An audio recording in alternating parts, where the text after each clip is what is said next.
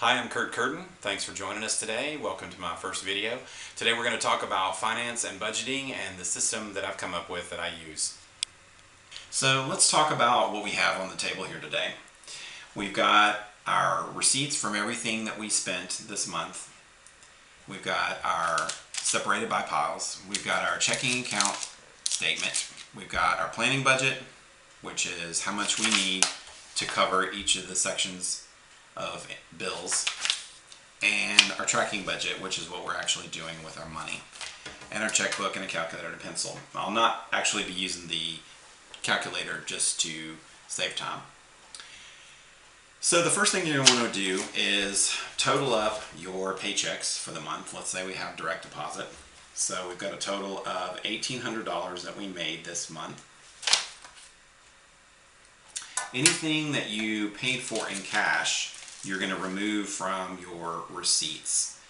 So we've got that taken out here. Sometimes you'll mix one in with your receipts because what we care about here is credit card receipts and ATM or bank receipts. So we'll get a total of each of our piles by category.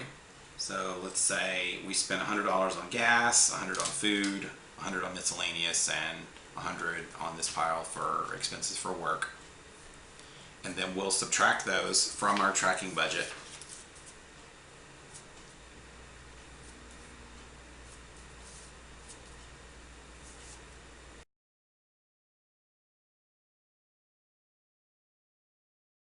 Now, you may have a situation where you spent more than you had budgeted the previous month. Let's say we overspent by $10 in our gas category. We bought $10 too much of gas.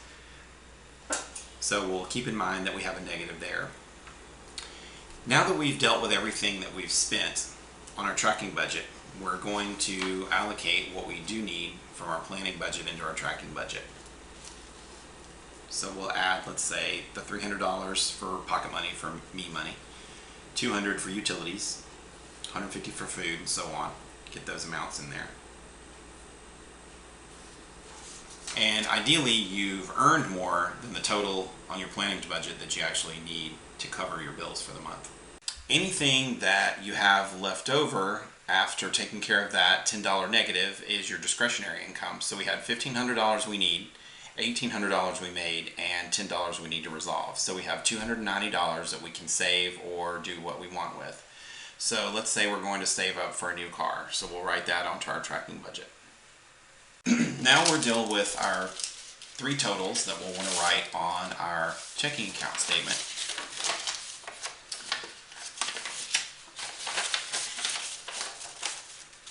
So after you balance your checkbook, you'll have your checking account statement total. We'll get a total from our tracking budget of where we are with how much money that we have, and we'll get a total from our checkbook of where we are. So we'll have three totals. We'll write all of those onto our checking account statement. Ideally, you'll want your tracking budget total to be equal to or less than the total on your checking account statement. If your total from your tracking budget is more than what your checking account statement says you have, be careful in how you spend the next month, because for some reason you've said that you have more money on your tracking budget than your checking account statement says you have. So since we've allocated all the sections on our planning budget over to the respective sections on our tracking budget, we'll need to zero out what we had for the total of our paychecks, the $1,800. So we'll say minus $1,800 to bring that back to zero for the next month, since we've allocated all that money out to the respective sections on our tracking budget. So once you're done, you'll put away all of your receipts. I like to keep my ATM receipts separate since they're banking related.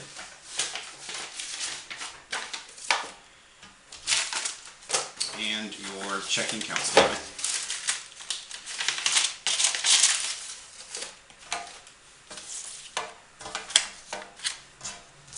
And we're done.